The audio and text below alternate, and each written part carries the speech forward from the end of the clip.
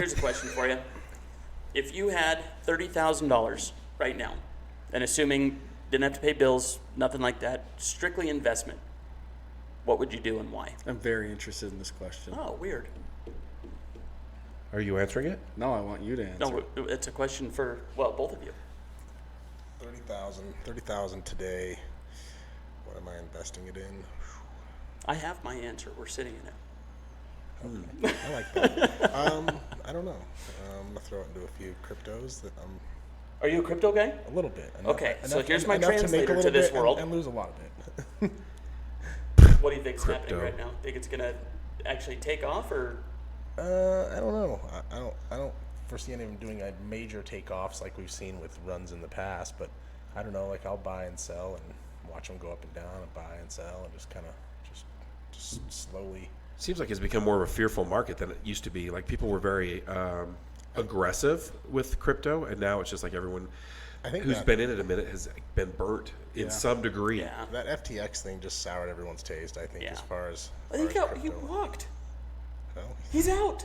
Done and over. He paid like $1 million fine, and that was it. well, It's a bargain. bargain. Come up. Yeah, he did all right on that Did deal. all right on that one. Traded $6 billion for $1 million. I think that makes sense. I'd buy a townhome condo. That's what I would do. They've got townhome condos right now for sale at $321,000 to $350,000 in Eagle Mountain, Saratoga Springs area. You can get in at $30,000. You can put down enough for an investment property, so you're not paying PMI. And then I would hold that piece of property and let it hold it for probably 3 years. Interest rates are very high. I'd work with a lender that does a free 5-year free refi, because I think that the rates are going to drop again, not to what we've seen historically. We're not going to get back to the 2s in my lifetime, I don't believe. But I do believe it's going to get back into the low 5s, maybe even high 4s before I'm done with this mortal coil. And I think that's what I would do. I would do a buy and hold. I don't know if I'd Airbnb it, because Utah's like ridiculous with Airbnb. I'd do a long term on that just to cover my mortgage and build equity. I'd do a slow gain, but someone else paying my mortgage is like someone giving me money every month, and so that's what I would do with it. I would hold that property for 3 to 5 years, and then I would do the first year. I would do a rapid depreciation on it, get the tax credit of about $80,000 is what you would get. Then I would roll into the next one. I would try to end up in that 3 to 5 years with 3 to 5 properties, and then I could roll that first one and sell it.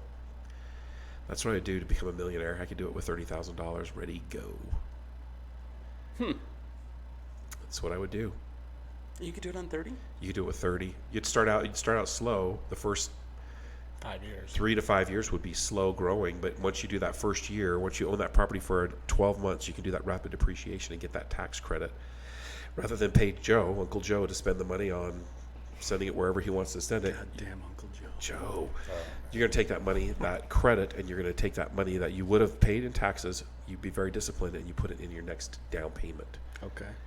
So with this, could you do this and set it up where it didn't need anything else from you? Like 30,000 cash on the table, start, go, or would it take more to supplement it getting through? As far as cash, Yeah. no, you could do it with $30,000, and then you'd want to get somebody in there in a quick hurry. Yeah, so Occupancy would be is the there. They're paying your mortgage day one as long as you're. So there's zero risk, because the way the properties are going, equity is growing so quickly. Again, we're back in an equity growth position. If things fell apart, you could sell it tomorrow and you would still be ahead. Not as much ahead as to be wealthy, but that you're not going to be financially ruined either. Okay. Yeah, reducing the asset to cash, you still make money. You're good. You're going to be good.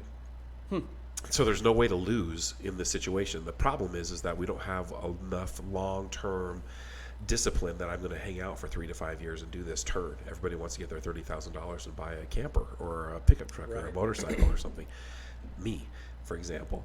But I'd love to buy a motorcycle, but the way that the market is right now, I feel that we've had inflated rates of equity, and those have slowed way down. And so a lot of people say, well, I'm going to wait to get into the market. Well, prices are dropping significantly. Prices are dropping on houses. And so if you can afford the interest rate, which you can, buy the house, because you're going to pay. The interest rate can change, but the price doesn't change. And so if you can get the house for less, then you're winning. And so I just bought a house in Grand Junction, and I'm looking to buy another one. I want to buy more houses. And so as a real estate agent, I tell this to people, and they're just like, oh, it just isn't a good time. I'm going to wait till after the election, or The more you wait, the less you can afford. Your dollar does less and less every week. Every week, your money does Yeah. less. It's Sleeping fair. on the bag. Right? Sleeping on the bag. So how long have you been in the real estate industry? Almost 10 years. 10 years. And you're an investor. Yeah. Oh, yeah. How many properties or doors have you had? At one time, 4. 4. And you flipped properties as well. Yes. So the longest property that you've held, you probably still have Still it. holding. Yeah.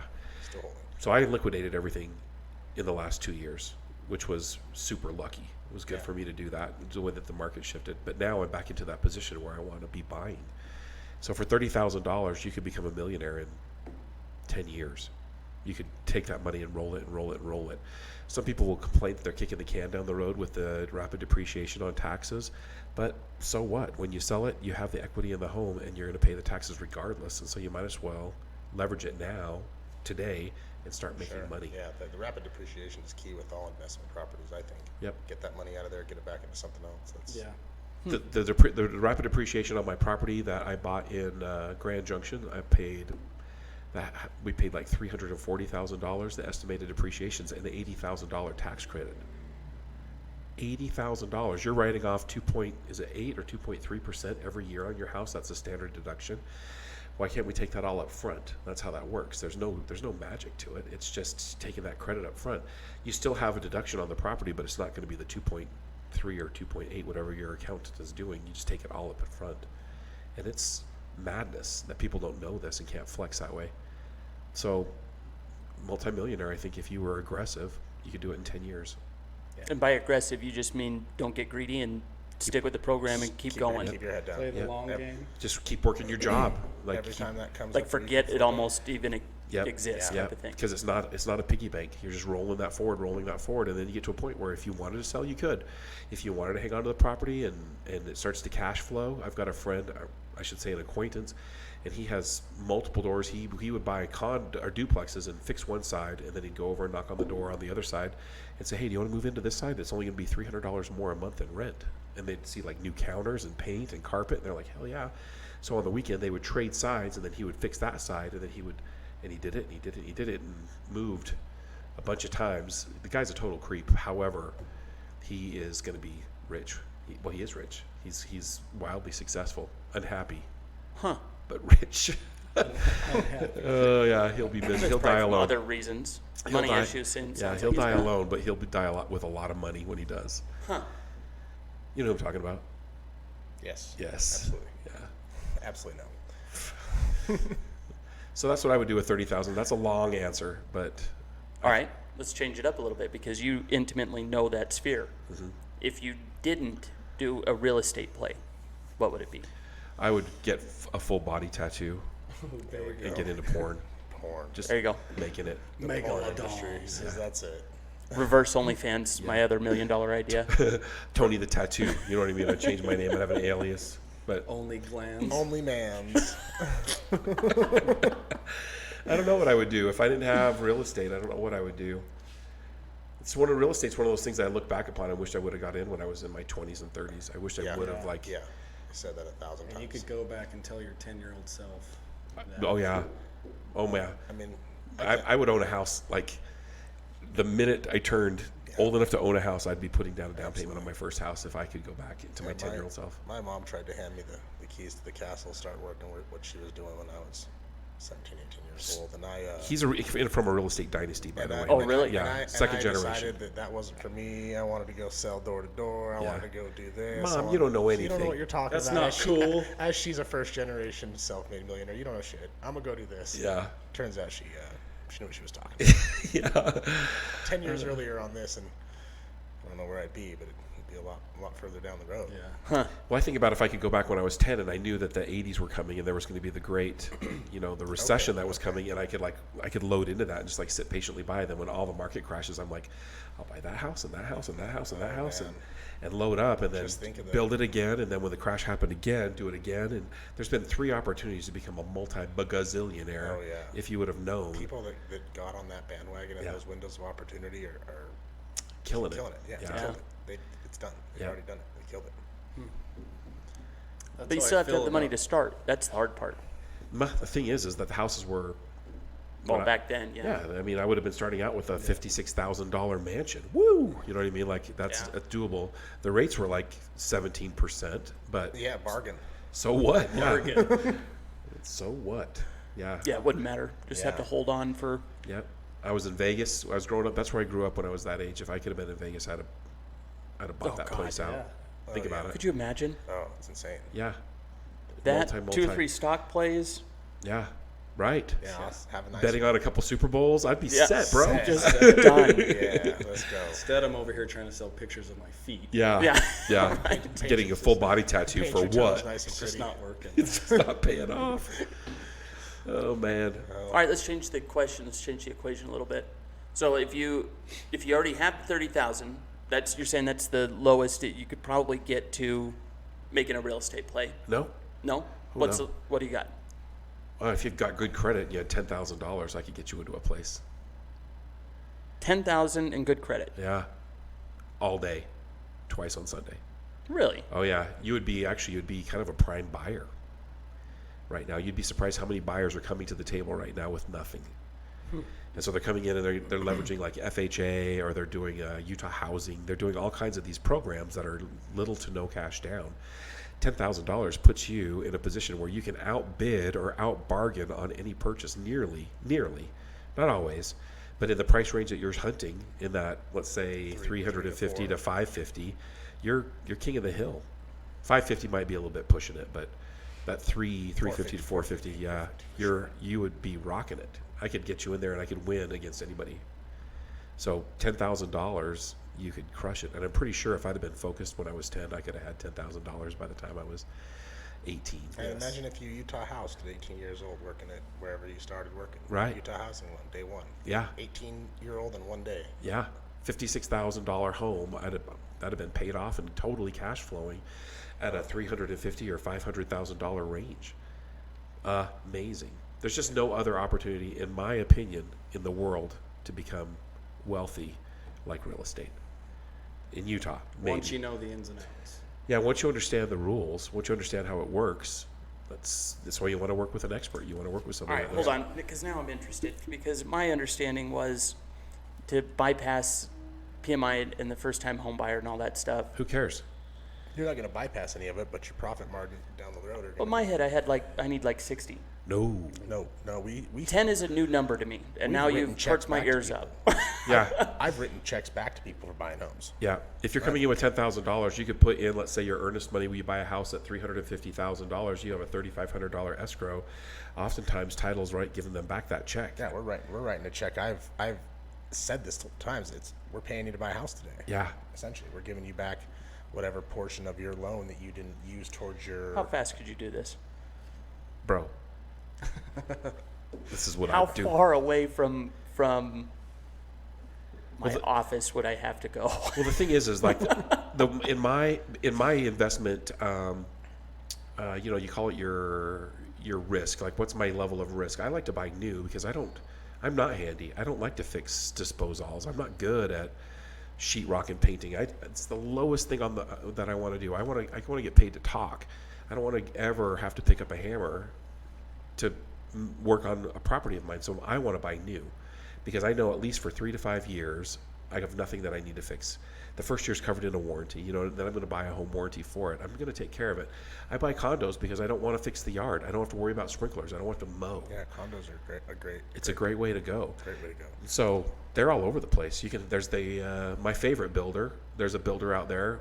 I'll say it, Edge Homes. I really love Edge Homes, even though they've got kind of a reputation for what happened at the point of the mountain. But you walk into those condos, and what you see is what you get. There's no like, this is the house, but the counter's extra, and those cabinets are extra, and the windows doesn't come with windows. I do agree. Edge Homes is one of the few people where this is what we're building, and this is what you get, and nothing. There's costs extra no smoke because- and mirrors because on those guys. Every other sales presentation or model I've ever been to, Yep. you walk in and it's beautiful, and that's not anywhere close to what their sign says you can get in here at. Right. So they offer. So let's say example, they're offering base price of $100,000 for easy math. When you walk in, you're not looking at the $100,000 model. You're looking at the $200,000 model because everything is upgraded. The sinks, the countertops, the appliances, the flooring. There's nothing that's not upgraded. Less paint. It's all. They can update the electrical, the switches, the plugs, everything's upgraded. 3-tone. Yeah, and so the thing is what you see is what you get with them. And if you walk in and they say that it's $100,000, you're paying $100,000. I really like that about a builder, just because I'm 100% transparent as a real estate agent. I really like to know what I'm getting into. That transparency goes a long way. There's a couple of home builders that way too. I really appreciate, but as far as these condos go, they're tough to beat. And where are they? They've got a couple of different areas that they're working in. Are they in phase 2 or 3 out there past Redemption? Yep. Redemption's at its phase 2 now, phase 2 or 3. Yep. They're right out there, and I think those are still even viable. I know they're not as viable as getting in on phase 1 was, but phase 2 and 3 I think still. Yep. So I like to buy in phase 1. Phase 1, they are kind of got the prices low because they're they're trying to attract in people, and then they get people in there, and then it's easy to build 2 and 3, the different phases. Phase 1 is where the bargains are. So phase 1 right now, the one that I know of, there's one in Farmington and there's one in Saratoga Springs. Pretty awesome. But there's other builders out there too that are amazing. Fieldstone Homes is amazing. Mylar Homes, there's a bunch of them out there. There's a few that are terrible, and I'm not going to say their names. They're terrible, run away. But more often than not, there's a lot of good builders happening out there. Interesting. Yeah. Now my wheels are turning. Hamlet's a good one. Can you get a garage? Oh yeah. Most of the condos that I've been doing are at least 2 cars. 2-car standard, I think. Yeah. Yeah, you get 2. That's my baseline requirement. Yeah. Yeah, that's a minimum requirement. I gotta have 2-car garage. Yeah. And even that's not anywhere near what. If I could get that and just like a slice of grass, I don't even need much, just as big as this table. A lot of the ones that I'm helping people get into right now are right across from the clubhouse, and so you kind of have your own swimming pool and your own gym right there across the way. You know what I mean? Like, there's some really sweet opportunities right now to get into these townhome condos that are it's ridiculous. I would drive the extra little bit for 2 or 3 years and then take that and get my do my rapid depreciation and buy that next house and rent that one out and kind of continue to upgrade. Are you going to suffer a little bit? Everything good in life is about a little bit of suffering. I mean, welcome to mortality. It's kind of how it goes. No pain, no gain. That's right, baby. What are you looking at a mortgage payment per month? It depends on what you're coming in with. If you can do that $10,000 down, you're probably around. It depends on your credit. There's a lot of variables, but let's just say $2,300 a month. You think 23? 23 to 27 is the range for about 10 down on one of those. The last 2 that I've got in, that's what they've done. And then both of them came in. They were like, oh, we're going to put down 30,000 or 40,000 or big money. And they ended up going like as lean as possible. They didn't put anything in, just their kind of closing costs. And they're still under 3,000. Interesting. So if you have a little bit of money, that helps out quite a bit. Keep that payment low. Interesting. And how much are they going for? It depends on which one you get. They've got like the first floor, second floor, third floor. Everyone's different. So I'm always a big fan of the first floor. So about, let's say, 340-ish. Anywhere from 330 to 340, depending on which one you get. Very curious. Yeah. I was curious. Yeah. It's a lot. It's a lot of things to think about. I do love real estate because it's meaningful. If you sell a house, or you live in a house, I should say, if you live in that house, even 10 years after you've sold the house, as you drive down the street, you're going to look down that street and see who's playing in your yard. Always. Yeah, That's your house. It's like a family member. You can't quit it. And so I've sold technology. I've sold transportation. I've sold many things. And this is the only thing that's like long-term meaningful in people's lives. The reason I like doing it is because I feel like there's a lot of divine intervention. A big decision like this isn't something that just is going to go unnoticed by God or the universe, whatever you want to insert in that language. There's a lot of intervention that happens. And so I spend my time sitting back kind of looking for the miracles in the deals. I'm doing a deal and it just like looks like it's going to fall apart, and it does fall apart. Well, I honestly believe that they weren't supposed to be there, and that there's another house in Bountiful that they were supposed to move into, so that little Johnny can meet the best friend that he's going to have for the rest of his life, do you know what I mean? Whatever that is, I don't know what it is. I don't have any idea, but it just happens. So it's just not random. It's the only thing I've ever done. That's just it's divine. For sure. Yeah, that's cool. Yeah, I really dig that part of my job. Purpose. Yeah, That is cool. I love it Interesting. I like it a lot. Oh man. If my dad were here, he would answer this question by saying, you'd have to go find something similar to houses, I guess, but you'd have to go find something, source it. This is what Aaron does, right? Yeah. You go and find something, source something out, and then sell it. So the biggest one that we went through when I was growing up is we discovered, now this was kind of before the internet really ruined this, but we were going to Colorado, and Colorado was having a really bad depression in Salt Lake, so it wasn't.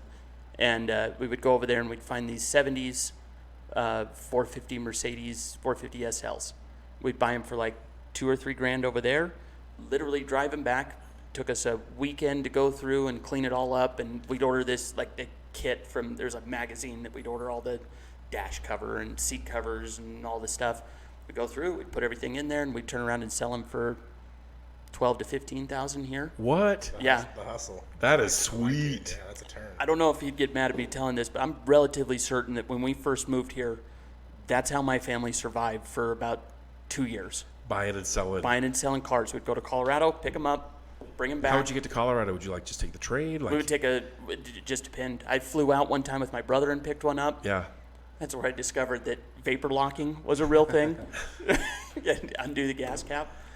That stranded us at a very sketchy gas station. But yeah, no, we would just go over. We were going over 2-3 times every other month, once a month, Right. to go pick them up Oh yeah. and bring them back. What my ex-in-laws, they go to the trade show in Vegas and they buy like fidget spinners, just like these stupid ass toys that just take over the place. You remember Yeah. Cabbage Patch Kids? Like there's all these. They always Trolls dolls. Trolls dolls. Yeah. Holy cow! Or those cards, those little like anyway, the where they had the Pogs and the stuff like that. Jeez, yeah. They just would go down there and they would see like a trend and they would What's happening. what was happening, and then they bring it back here and they go to the trade shows and just clean up. That's their business. It's And they, interesting that niche you, markets that like you that. brought up Aaron, because I've asked him this question.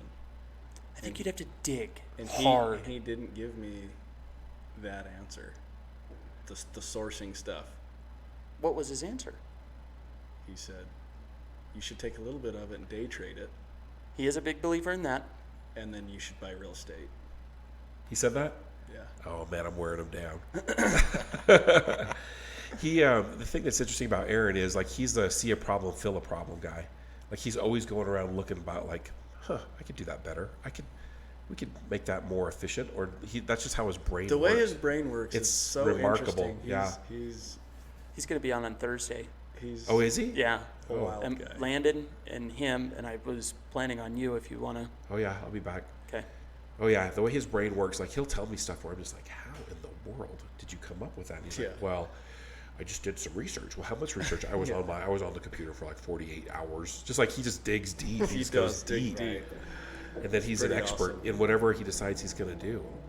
For example, The next time you see him, yeah, like we'll talk about something, and then the next time I see him, he's an expert. he's an expert. Yeah. And he's not afraid to take a risk. Like when COVID happened, he had a couple of tents for the fireworks. He's one of the largest tent rental places in the Western United States. And somebody came to him and says, hey, can you get tents for our mobile testing units? And he's like, sure. And so he gets a couple, and then he gets a call from like Missouri. Yeah. And they're like, hey, we need 300 of those. Can you get them? He's like, oh, yeah, I got them. And he goes and gets them. He was cashing. But he found a source too. Yeah, so that's what he's really good at, is like finding a need and filling a need. It's not just seeing a need, which is what I'm good at. Like, this sucks. This is And not working. he told this story like he had no idea where he was getting any of this. Yeah. Right, He was right. just like, yeah, sure. I can do that. Oh, you need them Tuesday? Okay. Done. Yeah. Have Monday. Yeah, we'll have him set up. We'll have him set up on Monday. He has no idea where he's going to He get has them. no idea. Like, The dude is better just, make some phone calls. he is just fearless, and It's he halfway doesn't sleep. across the country. He like talks about like, I bought him, I went over to Missouri and I picked him up, and then I drove to Thicketer and I set him up, and just like, holy shit, when did you Yeah. sleep, dude? He is just, didn't. he's the hardest worker I've ever met, and I know some hard workers. The guy's he's a monster. Love that guy. Yeah, he's a cool guy. Yeah. He found a opportunity for paddle boards, and he ordered a whole semi truck full of paddle boards, and he had them printed with. He's got a business called Tyrell Adventures, and so the bag says Tyrell Adventures, and it's on the board. Like and these boards are like $600 easily these paddle boards are they're amazing. nice. They're way nice with a pump and the backpack and everything that you need. And he has a whole trailer load of them, and he ordered them, and it was just the rage. People were buying these things like crazy, and then COVID hit. And so now he has a trailer clear full of paddle boards because the market's been saturated. Well, that's one of the problems. But if you put a good marketing team together, Oh you yeah, can get rid of them. He could totally do it. The thing is that he's got his fingers in so many pies that he just it's just not a priority for him. And they're out in his trailer that's parked out in the thing. It's like it's not cost him anything. Yeah, he made that. He already made that check. Yeah. So he's one of those people that's good to know because I've called him up before and been like, "Hey, I need a 8-foot tall pinata and a bubble machine." And he's like, "Okay." Yeah, let me drive down to my warehouse. I have that. And what did we have at Annie's birthday party? An 8-foot tall pinata and a bubble bubble And a machine. bubble machine. Pumping Not just bubbles any out. bubble machine. Like a turbo bubble Yeah, machine that was, It like was. filling my whole yard full Like of a foam party bubble machine. No, All like just but, like these. all but. Yeah. It was. There's just bubbles everywhere in my yard, and I live on half an acre. That's a fair volume of bubbles. Yeah. And this thing was just cranking. He's like pouring the bottles in as fast as they would. Feeding gallon jugs into this hog. Yeah. That's the other thing about Aaron. He doesn't just show up with the device. He also shows up with 45 gallons of bubbles soap, to go. yeah. Yeah, you know. Yeah. He's a. And just to put a little cherry on top, I have 100 boxes of fireworks too. We're gonna bring. Just because. I like this guy. I haven't Oh, met him yeah. yet, but I think I like this. If you'd like that clip and would like to watch another one, click right here. If you'd like to watch the whole video, click right here. Don't forget to like, share, and subscribe. We'll catch you on the next one.